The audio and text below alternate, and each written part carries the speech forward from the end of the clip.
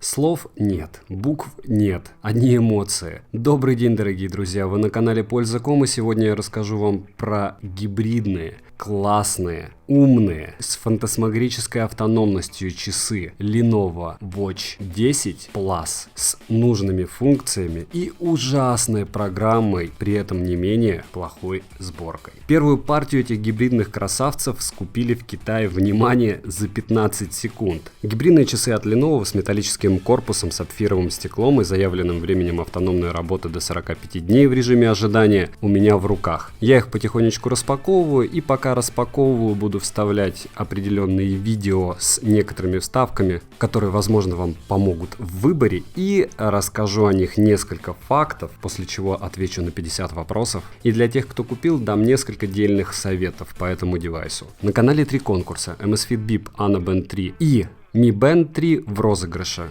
Условия в описании. Кто не подписался, подпишитесь. И начнем. Пока распаковываю основу часов, аналоговый циферблат со стрелками. В нижней части циферблата расположен OLED-экран, отвечающий за смарт и фитнес-функции: шагомер, пульс, погоду, уведомления с телефона, к которому подключаются эти часики по протоколу Bluetooth. Часы представлены в двух версиях. Lenovo Watch X — это обычная версия с арабскими цифрами на циферблате, доступна в черном и серебристом цвете. И Lenovo Watch X Plus — это то, что у меня, более продвинутая версия с римскими цифрами и датчиком давления, доступна в черном, серебристом и золотистом исполнении. Я купил черное. Все версии на данный момент комплектуются металлическим миланским браслетом. Gold версия поставляется с кожаным ремешком. У него такой же бликующий маркающий экран, как и в девятых Lenovo Watch. На канале, кстати, у меня есть обзор на них. Штатный браслет шириной 18 мм, ширина ушек этих часов 20 мм. Включаете часы, скачиваете приложение, включаете на часах Bluetooth. В видео вы это все увидите как на Android, так и на iOS. На телефоне врубается Bluetooth и геолокация. Важно, не подключайте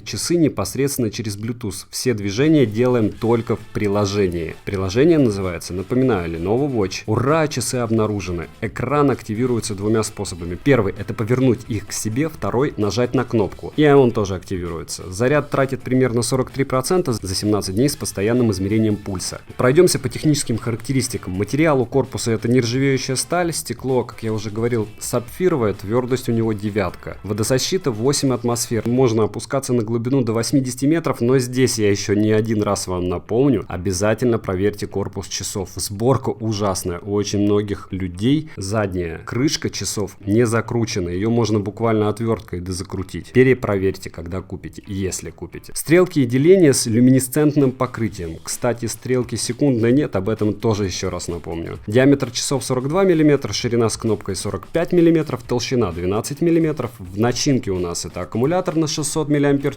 который держит якобы до 45 дней. Дисплей OLED, связь Bluetooth 5.0, соответственно, как у всех Low Energy. Из датчиков пульс, акселерометр, магнитометр, гироскоп и в версии Plus барометр. Совместим он с Android 4.3, то есть практически уже со всеми устройствами, и iOS 8.0. То же самое, наверное, с 4-го iPhone уже можно подключать. Отображает он шаги, пульс, погоду и уведомления. Уведомления у него — это звонки, SMS, WhatsApp, WeChat и еще несколько программ, вы их увидите. Доп. Функции: поиск телефона, управление затвором камеры, отклонение вызова. Размер часов: 245 мм на 42,5 мм на 12,2 мм. Вес около 81 грамма. В упаковке у нас часы, китайское руководство пользователей, одно магнитное зарядное устройство, конкретно USB кабель в комплекте. Кстати, довольно прикольная вещь, как вы видите. Но хочу отметить по поводу упаковки Lenovo. Отдать $60 за то, чтобы вытащить вот это вот пластиковое чудо из коробки.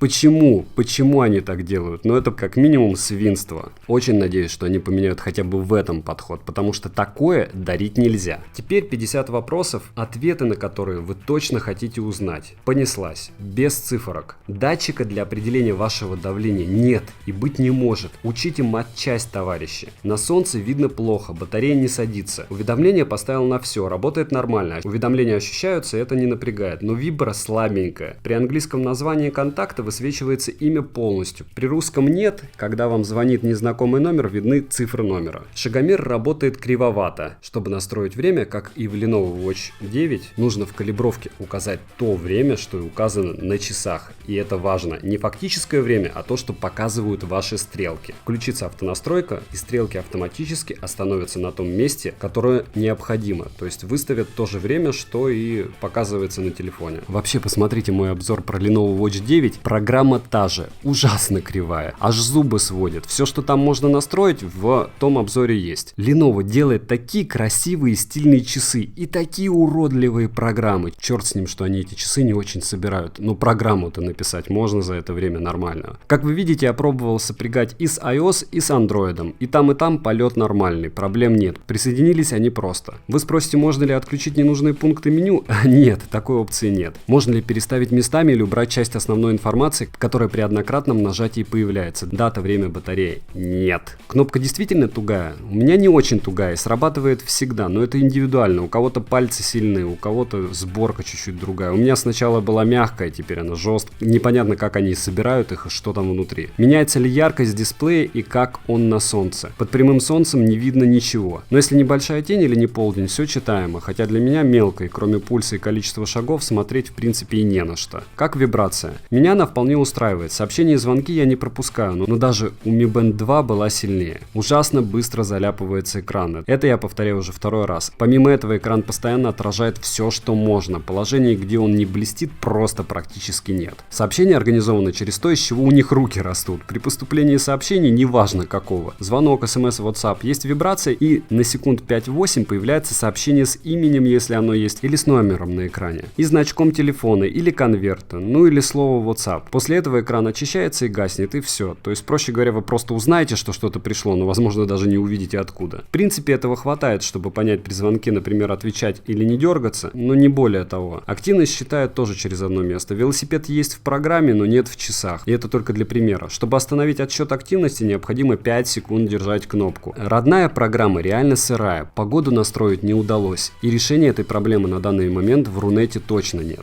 Секундной стрелки у этих часов, напоминаю, тоже нет. Секундомера и таймера также нет. Нужно запускать активность и там уже смотреть время этой активности, для того, чтобы более-менее адекватно понимать, как долго вы, допустим, занимаетесь. Спать в них неудобно, но скорее это из-за браслета. Поменяю браслет, думаю, будет удобнее. Родной браслет мало того, что на 2 мм меньше душек, 18 против 20, так и постоянно слезает, быстро царапается, оголяя металл, и мне кажется, что влияет на барометр, но это не факт. Языка 2, английский и китайский, но переводить там в принципе нечего, и так все понятно. По умолчанию стоит китайский язык, меняется в программе Lenovo Watch очень просто. Часы тяжелые, я думал, что после стратосов, которые весят 60 грамм, 81 грамм будет тоже незаметен, но не тут-то было, ощущаются эгегей как. С родным браслетом смотрится не особо шикарно. Постоянно отстают, и надо через приложение периодически выставлять правильное время, даже при включенной функции постоянного обновления времени. Напоминаю еще раз, что часто в этих часах оказывается недозакручена задняя крышка. С водой будьте аккуратнее. Пульс считают перманентно, потом строят график. Все данные можно смотреть только в программе на телефоне. Плюс в версии есть барометр и римские цифры на циферблате. Стекло сапфировое, царапин не появляется. Шаги измеряются,